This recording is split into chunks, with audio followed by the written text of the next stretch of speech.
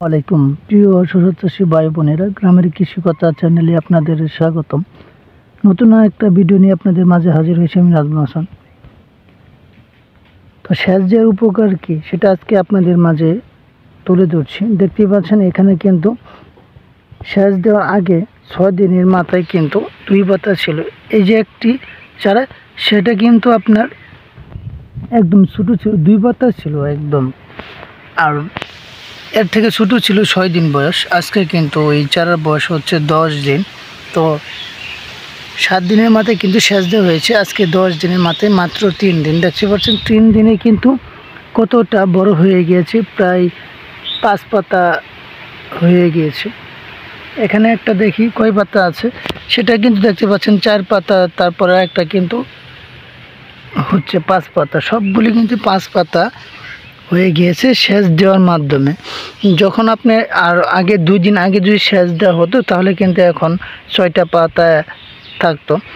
তো একটু দেরিতে দেওয়ার কারণে কিন্তু একটু লেট হয়েছে। তো আপনার সেচ দেওয়ার সাথে সাথে গাছের রিকভারি দেখেন কীভাবে দ্রুত বড় হয়, সেটা জলজন্ত প্রমাণ দেখানোর জন্যই কিন্তু আপনাদের মাঝে ভিডিওটা নিয়ে আসা। এখানে দেখতে পাচ্ছেন একদম ছোটো ছিল, মাটির সাথে পাতাগুলি ছিল। এখন দেখতে পাচ্ছেন আলহামদুলিল্লাহ অনেক বড় পাতা হয়ে গেছে আপনাদের দেখে। তো 5টা 6টা পাতা হয়ে গিয়েছে। এটা এই গাছটাতে দেখেন আপনার 6টা পাতা হয়ে গিয়েছে। তো সামনের দিক যদি দেখাই, তো 3 দিন আগে কিন্তু একদম মাটির সাথে মিশালো ছিল চারা।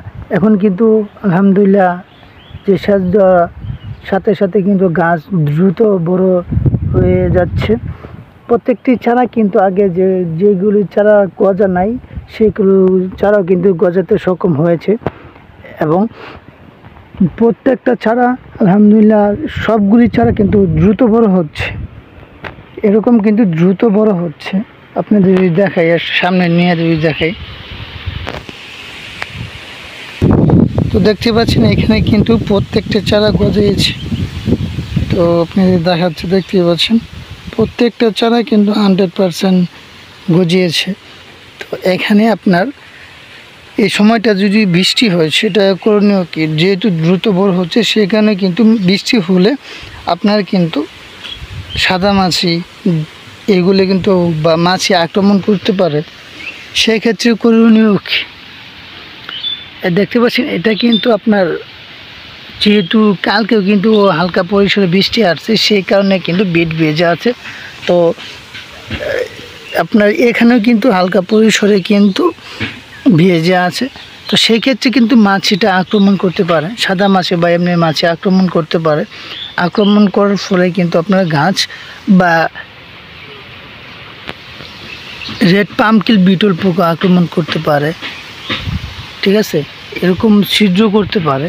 তো সেই ক্ষেত্রে করণীয় কি, তো সেই ক্ষেত্রে আপনারা ইমিডাক্লোপিড গ্রুপে কিন্তু ইমিটাপ দিতে পারেন, কোর্টে দিতে পারেন, উস্তাদ দিতে পারেন, সাইবার মেথিনে গ্রুপেরও দিতে পারেন।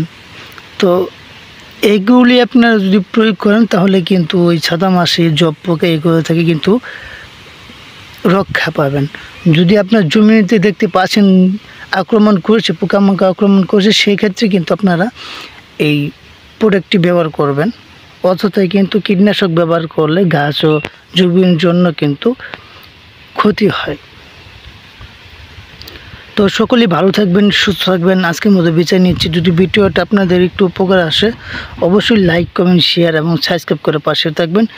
এরকম গুরুত্বপূর্ণ ভিডিও নিয়ে আবার আসবো, সে পর্যন্ত অপেক্ষা করবেন। সকলকে ধন্যবাদ। আসসালামু আলাইকুম।